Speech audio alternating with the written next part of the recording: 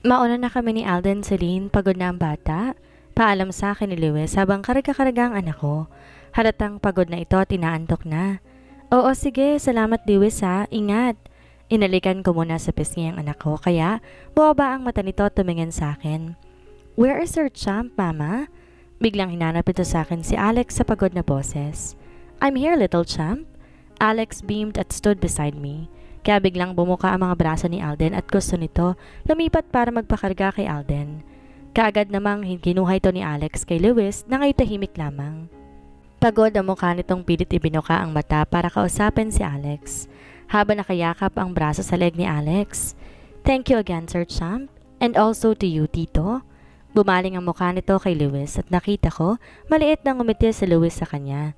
And also to my Lola Nay, thank you. Ngumiti naman si Nanay sa kanya as she mouthed, I love you, to my son. And to you, Mama, thank you po. Welcome, anak, I love you always. I said as I smiled sweetly to my son. He also returned the sweetest smile ever to me. Welcome, champ. It's time to get you home na. Inalikan nito sa noo ang anak ko. Come on, buddy, we're going home. Tawag naman ni Lewis kay Alden. Kaagad namang lumipat ang anak ko kay Lewis at kinarga siya nito. He nudges his head at me as he walked to his car along with Nanay. Ihahatid na kita, love. Saad ni Alex sa akin na matapos kong maisara ang party zone area ng restaurant ni Lewis. Tahimik lamang kami buong biyahe. Walang iisa man sa amin na nagsalita. Hanggang makarating na kami sa bahay, inalalay niya ako makababa sa motor. Pasok ka muna. I said as I gave him back the helmet and he nodded. Bumaba naman to sa motor at sumabay ng pasok sa akin sa loob ng bahay habang hawak ang kamay ko. Nasasanay ako sa palagi ang paghawak nito sa kamay ko. Magaan at komportable ang pakiramdam ko kapag hawak niya ang kamay ko. Sumalubong sa amin si Nanay habang si Lewis naman nakaupo sa sala at matamantong nakatitig sa amin. Magkape ka muna sa loob, Alex.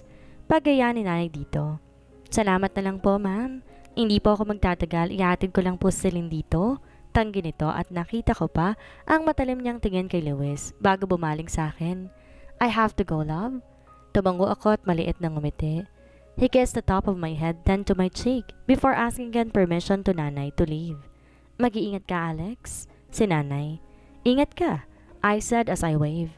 Tumango naman to sa amin ni Nanay at saka tuluyan ng umalis. You don't know him yet, Celine.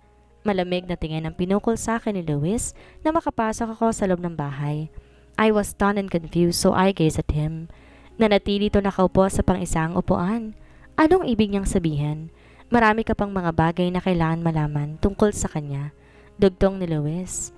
Alam kong tama naman siya. Marami pa nga akong di alam tungkol kay Alex but we're getting there. Alex slowly opened up to me.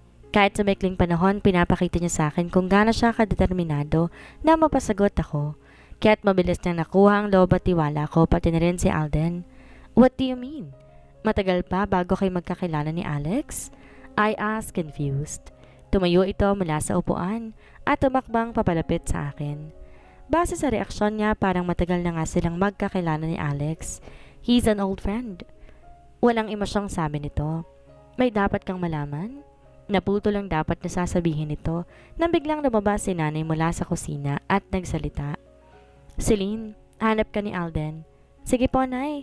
Pasok na po muna ako sa kwarto ko. Ano kayang nais itong sabihin sa akin tungkol kay Alex? Bigla tuloy ako na puzzle.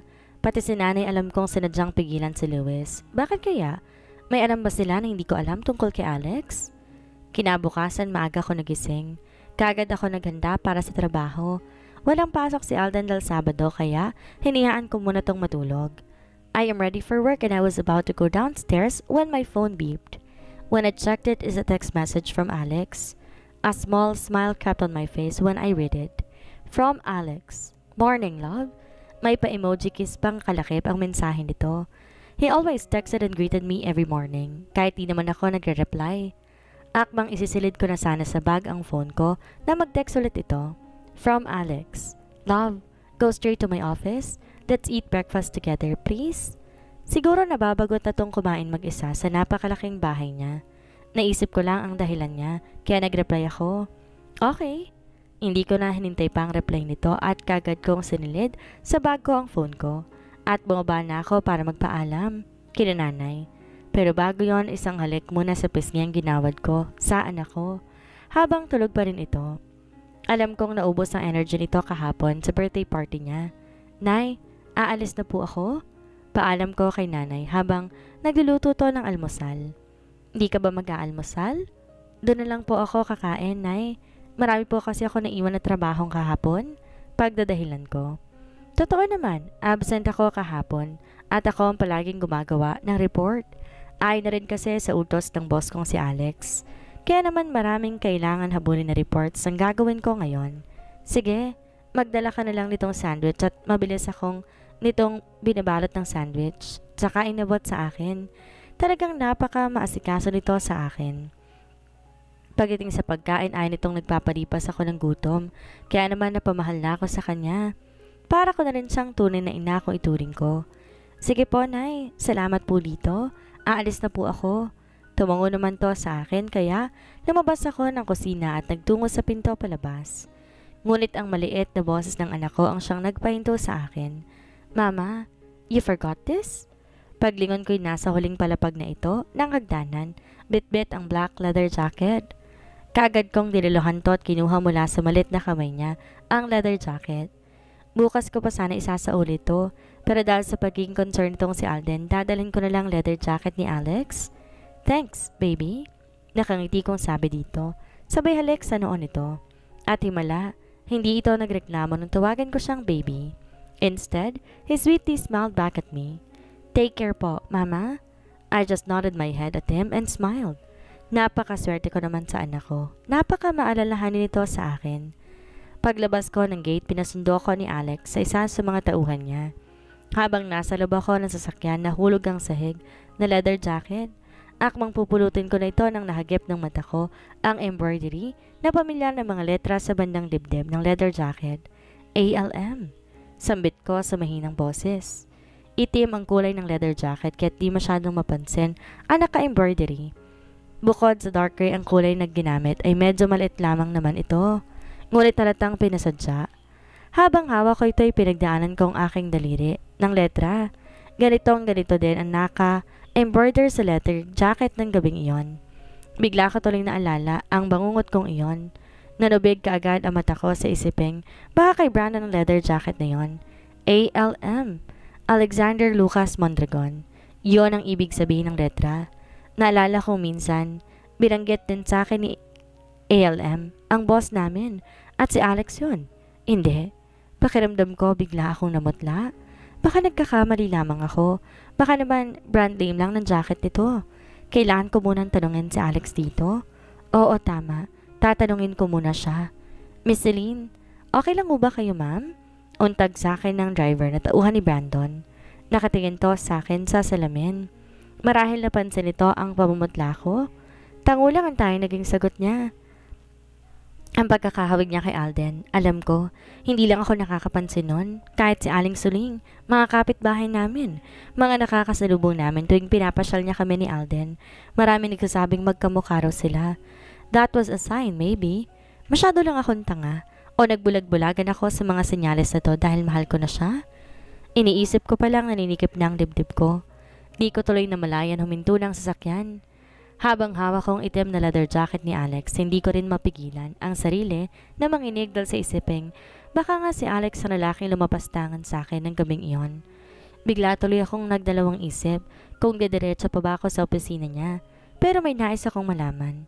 Yan ang sabi ng utak ko. Kaya tatagpuan ko ang sarili kong nasa loob ng private elevator patungo sa opisina niya. Madami ngayon tumatakbo sa utak ko. Kulay blue ang kulay ng mata ng anak ko kagaya niya. Hindi lang ako, ngunit marami nagsasabi na magkahawig sila ni Alden. His familiar scent of masculine cologne. Siya kaya? Napapikit ako. Napakapit sa dingding. Kung siya nga, kakayanin ko bang patawarin siya? Kung sakali man, bakit niya nagawa sa akin yun? Bakit di niya ako inanap at bakit iniwan niya ako sa hotel ng gabing yon? Pinaglalaroan ba niya ako?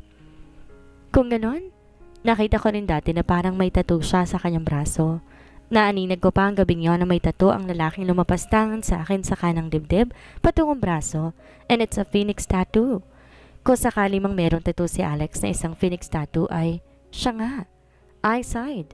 Then I pressed the red button of his office door. I waited for a second. What is taking him so long? Alam kong may monitor siya dito sa labas. Nakadalawang pindot pa ako. Nagtataka kung pinindot ulit ang button. And this time it's open but only for me to get froze on. Babae nagbukas ng pinto ng opisina niya at namukhaan ko tong babae. Siya yung nakita namin ni Alex sa toy store. The woman faked a smile at me. Tumaas ang isang kilay nito nang pasadahan ko siya ng tingin. She is wearing a white polo shirt and I think it is Alex's shirt. Kaya biglang sumirit ang inis na nararamdaman ko ngayon. Bakit siya nagbukas ng pinto? San si Alex? At ano ang ginagawa natin ng babaeng ito dito ng ganito kaaga sa loob ng opisina ni Alex? Kaya naman nilampasan ko ang babae at pumasok ako sa loob. Hinanap na mata ko si Alex ngunit wala ito sa loob. There is a basket full of food inside and it's placed on the table. Hindi pa ito nagalaw kasi hindi pa nilalabas sa basket. Hi! She greeted me with her fake smile. Celine, right? Maarte ang boses itong kinausap ako, dahilan para tumingin ako sa kanya. A sly smile crept on her face while walking like a model, showing her bare legs. Gina! Sabay abot ng kamay nito sa akin, pero tinignan ko na lamang kamay niya, at walang emosyon akong tumingin ulit sa kanya. Binawi nito ang kamay niya, na parang hindi naman apektado sa ginawa kong pang-ignore dito. Kasi nakangiti pa rin. Pero nakita kong pag-ismid niya at ako naman naiirita sa pangiti-ngiti na halatang fake naman. Alex did not introduce me to you the last time we've met. Well, at least now you know my name. Maarte pa rin ang boses nito. Wala akong pakialam. Gusto ko sana sabihin sa mukha niya eh. Nanatili pa rin akong walang imig. Hindi ko maintindihan ang nararamdaman ko kapag kainis sa babaeng to. At nakadama na rin ako ng selos na siya namang pagbukas ng private unit ni Alex at lumabas siya mula doon. Ganun lamang ang pagtataka ko nang lumabas siya na hindi man lang naibotones ang suot na polo shirt. At basa pang buhok nito, halatang bagong ligo. Kung ano-ano bigla ang naisipan kong posibleng ginawa nila ni Gina. Naikuyom kong aking palad sa leather jacket na hawak ko habang wala pa ring emosyon ng mukha nitong nakatingin na ngayon kay Alex. Para namang natuklaw ng ahas ang ekspresyon nito pagkakita sa akin. Nakita ko na tigilan siya pero agad naman tong nakabawi. Napansin ko may dala tong maxi dress na kulay blue. Hinala ko kay Gina. Gina, you can wear this back now and leave. Malamig na sabi nito sabay turo sa restroom na nasa kaliwang bahagi ng opisina niya. Oh, ouch naman, Alex. Ang harsh ha? Para namang walang... But he cut abruptly Gina's words. In his massive expression, he spoke. Now leave. He gritted his teeth while buttoning his shirt. Gina snatched her dress from Alex, then turned to the restroom. She even glared at me, which I do the same at her. Celine, it's not what you think it is. Kaagad na depensa nito habang naglalakad papalapit sa akin. I raised my hand for restraining him to come closer to me. Naguguluhan pa kaninang utak ko at ngayon, itong maaabutan ko. Akala ko gusto niya ako makasabay mag-almusal, pero nakipag-almusalan na pala siya sa iba. May kasama ka naman palang magdamit. Almusal? Niyaya mo pa ako? Naiinis kong sabi, pero hindi ko na naituloy ang sasabihan nang tinignan ko ang damit niya na hindi na butones ang unang 3 butones nito. Dahilan para makita ko ng bahagya ang matipunong dibdib niya. Love, it's not what you think it is. Ulit niya tumakbang papalapit sa akin. Nabigla nga ako kanina nang dumating siya kasama ang maid na nagdala ng pagkain dito. Paliwanag niya. At inabot niya ang kamay ko. Pero binawi ko kagad ito. I glared at him. And I stepped back. Lumabas naman galing restroom si Gina at nakabihis na to. Showing her perfect curve. Mapang-akit tong lumapit kay Alex. Pero hindi naman to tinapunan ng tingin. Kundi ang mga mata nito ay nakatutok lamang sa akin. Alex? Tawag nito kay Alex. Wala tong pakialam kahit nandito ako but Alex stopped her. I said leave, Gina. Dangerously calm voice his spat. Tinapunan ako ng galit na tingin ni Gina bago to nagsalita. Does she know already, Alex? Mapang-uyam tong tumingin sa akin. Anong kailangan kong malaman? Kaya nakuha niyang atensyon ko ngayon. Pinaglipat-lipat ko ang tingin sa kanilang dalawa ni Alex. Now I'm confused. I saw him got tensed. Then he snapped his eyes to Gina. Alin ba sa hindi mo maintindihan ha, Gina? Ang leave, he said in a gritted tooth. Alis. Tumaas ang boses ito habang sinabi yon. Bahagya pang napatras sa Gina at nakita ko ang takot sa mukha nito. Naguguluhan na talaga ang utak ko. Bakit pare-pareho sila ni Lewis? Nanay at ngayon si Gina na parang may alam sila tungkol kay Alex? Ako lang bang di nakakaalam? Sandali. I said as I stood my ground. Pareho na sila ngayon nakatingin sa akin. Matapang akong tumingin kay Gina. Anong ibig mong sabihin? Ano bang may dapat pa akong malaman ha, Alex? Nilipat ko ang matalim-tingin kay Alex pagkasabi ko. I saw Alex's shocked expression at my sudden question. Samantarang si Gina may mapang-uyam ng ngiti sa akin. Well, but then again Alex cut her off. I warned you, Gina. Now please, leave us. In a gritted teeth, he warned. Umigting ang panga ni Alex sa halatang nagtitimpi, kaya tumalikod at lumabas na ng opisina niya sa Gina. Halatang napipilitan to. Binalik niya ngayon ang tingin sa akin. Ang kaninang galit na itsura nito'y biglang nagbago at akmang lalapitan ako. Celine? Tawag niya sa akin na may halong pakiusap sa tono ng boses nito. Nakatitig lamang ako sa kanya. Nabasa ang damit ko kanina ng juice habang tinulungan ko ang maid sa pagbitbit ng tray. Paliwanag niya kahit di ko naman tinatanong to. Si Gina nagpumilit siyang tumulong at inagaw ang tray sa maid kaya't yung natirang laman ng baso napunta sa damit niya. Dugtong niya at kinuha ulit ang kamay ko. Please love, maniwala ka sa akin. Tinignan ko yung baso nakalagay sa lamesang maliit kasama ng basket at wala nitong lamang juice. Marahil sa parting to nagsasabi siya ng totoo pero wala akong pakialam. Baka nga pinaglalaroan niya lamang ako. Baka may relasyon sila ng Gina na yon. Binawi ko ulit ang kamay mula sa pagkakahawak sa kanya. Then I remembered what was about going to ask him when I noticed that I'm still holding his leather jacket. ALM. Tama, itatanong ko sa kanya to. Yung jacket mo. Kinakabahan kong sabi, sabay abot sa kanya nito. I heaved a breath before I looked up at him. I need the courage to ask to him about what I saw, and I need to know about it. Nagtataka naman tong kinuhang sa akin ang jacket niya.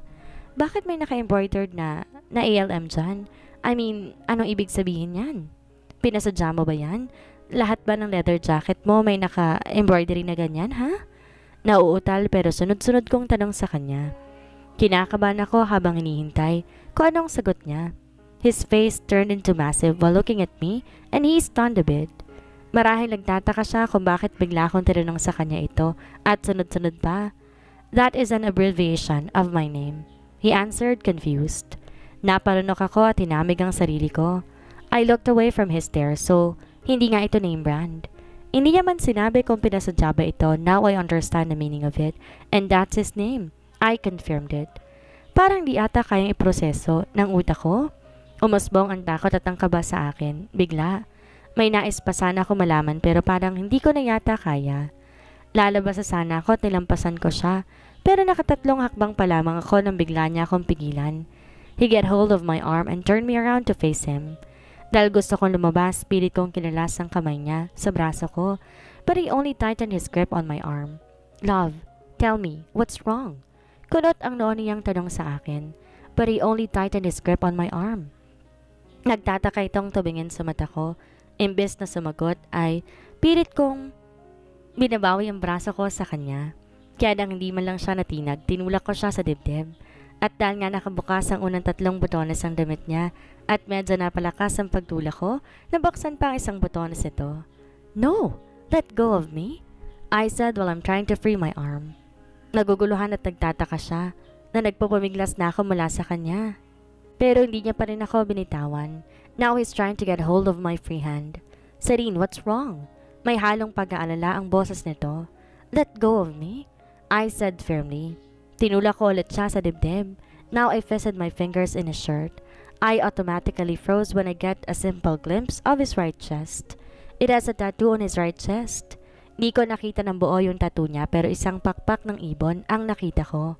Maybe it's a phoenix. I looked up at him with my watery eyes and shocked.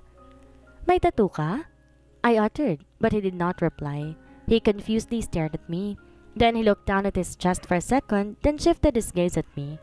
Siya ang lalaking yon? Bitiwan mo ko. Nanginginig ang boses ko. Parang may sariling buhay ang kamay ko at natatakot na humawak at itulak siya ng dibdib. Nagpumiglas ako. Takot at kaba ang nararamdaman ko. Hey, Celine, please, what's wrong? Nag-aalala ang boses itong pilit akong pinipigilan. Love, anong problema? Yes, I have a tattoo. Why? Binitawan niya ang kamay ko ngunit mahigpit niya akong hinapit sa bewang dahilan para masyadong dumikit ang katawan ko sa kanya at nahirapan tuloy akong kumawala dahil masyado lang naman siyang malakas kumpara sa akin. His bulky body is nothing compared to my petite body. I pressed my palm in his chest to push him but he did not even move an inch. Bitawan mo, sabi ako. Ano ba, Alex? I hissed. Ano ba kasing problema mo, love? His voice is desperate. Stop calling me that. I spat at him. Now his eyes turned dark. I shook my head, trying to get away from his hold while my eyes are now full of unshed tears. Pinigilan kong sariling wag umiyak. Bitiwan, my words halted when he dragged me along with him. He pushed open the door in his private room, then he closed it with a loud thud, before pushing me with a bit force inside.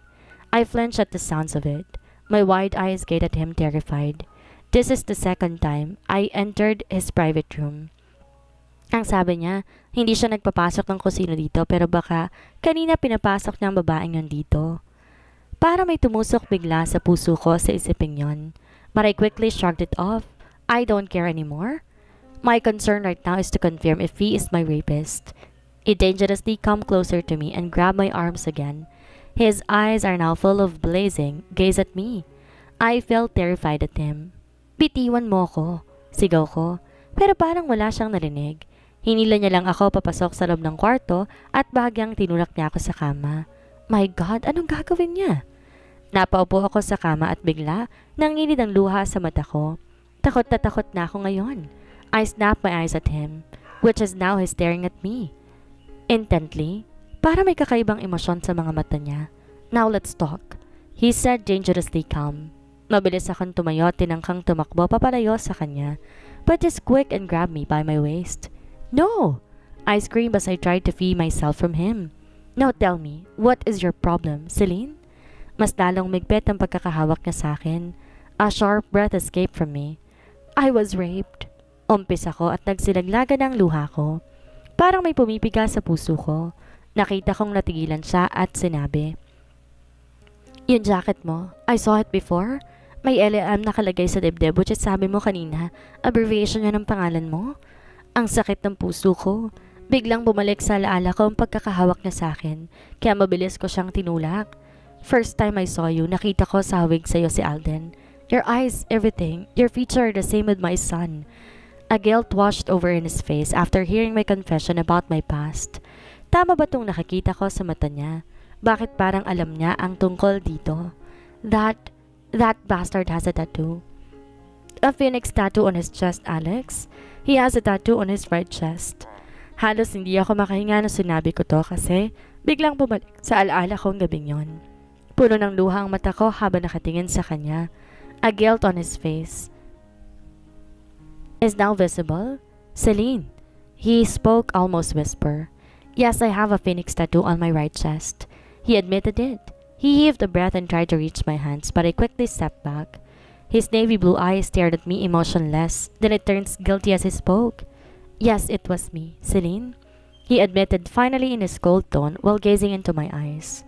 Napailing-iling ako habang umiiyak. I'm sorry.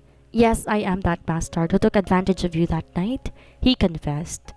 Still guilt washed over his face while staring at me. I am lost for words after hearing him admitting it. I stared at him wide-eyed. Si Alex pala talagang gumahasa sa akin ng gabing yon. Parang biglang namanhid ang utak ko sa narinig kong pag-amin niya.